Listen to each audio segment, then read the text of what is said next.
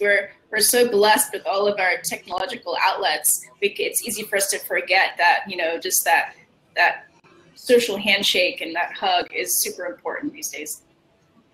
Yeah, definitely. So now of course I gotta ask this question because of the fact, you know, did you know that you were going to be successful as a social media strategist?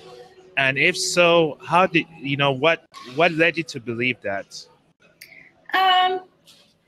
I'm not sure it was a conscious act, but I like to strive to do my best in every situation, whether it's being on a talk show like yours or, you know, taking on a new project. I definitely strive to always do my best. So the role fits my skill set because it is quite varied in the tasks that you do throughout the day. A little bit of influencer marketing and a lot of data analytics.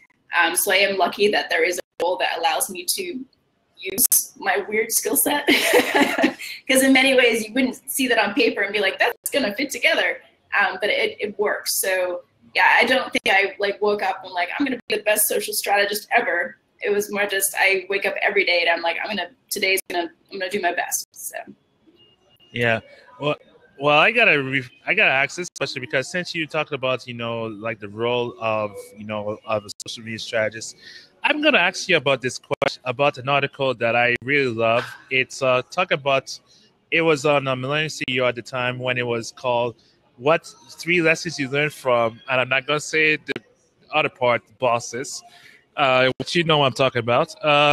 So how did that, you know, prepared you, you know, to be where you are right now?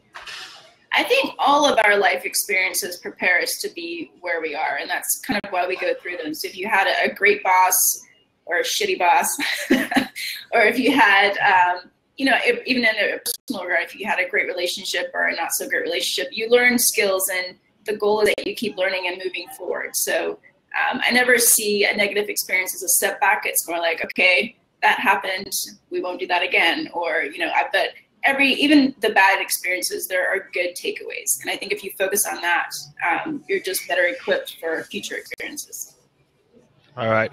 So basically what I'm hearing is that even people right now who's probably watching this right now and who will be listening to this show, that's probably in a job that is not ideal for them, or dealing with the bosses who think that they know everything and treat you like crap.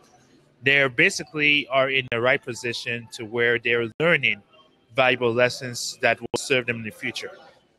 Yeah, I think you know when to cut your losses and run, but as long as you're going into your job or into a situation every day and you're still learning positive things, or then it's still, I feel there's still takeaways, but if the pros start to be much lower than the cons, like definitely I mean, life is short.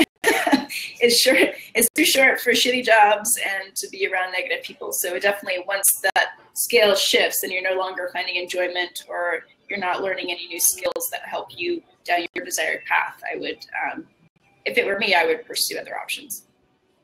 All right, David. Now, of course, you know, many that's watching this and who will be listening to this might not know that you were once a co-host of called SBS Hour, which was an awesome Twitter chat that, you know, that really rocked, really, and it really showcased a lot.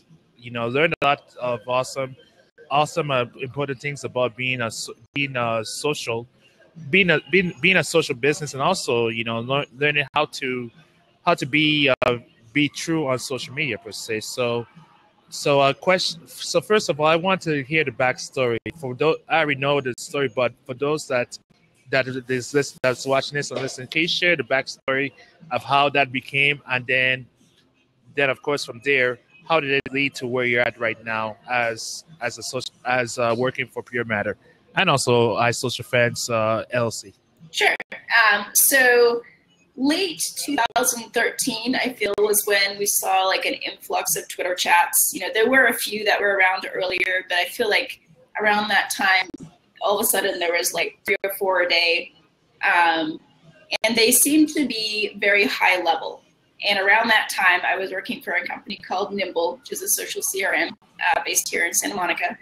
And I was participating in a lot of Twitter chats, growing their community.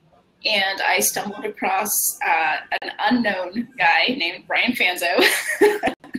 And we quickly became friends. And we decided that we wanted to start a Twitter chat because we were seeing an opportunity to be a lot more educational and give people actionable tips that they can actually leave.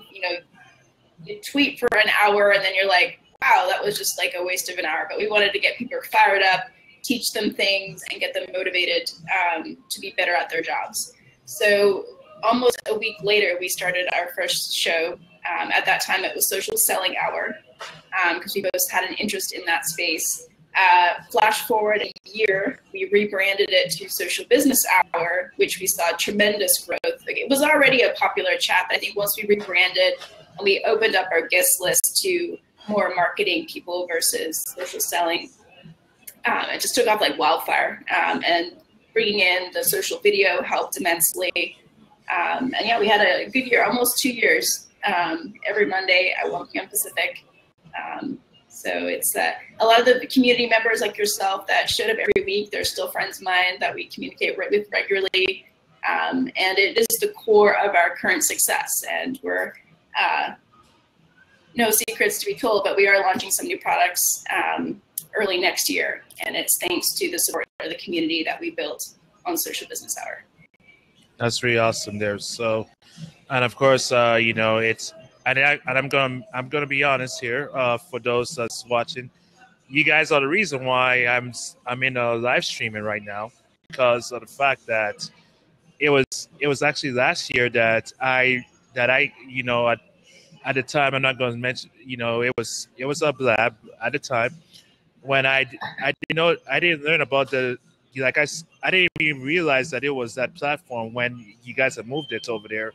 And then it was really awesome. And then when I saw you saw the value of it for us podcasters, I just like jump in it immediately. And now doing this show, on here on Facebook Live, it's really amazing. Yeah, I miss blab.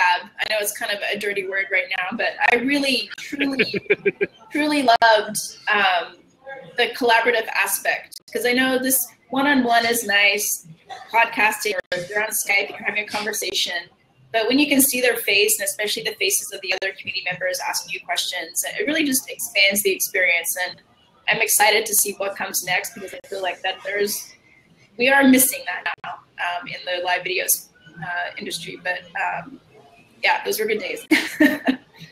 Yeah, definitely.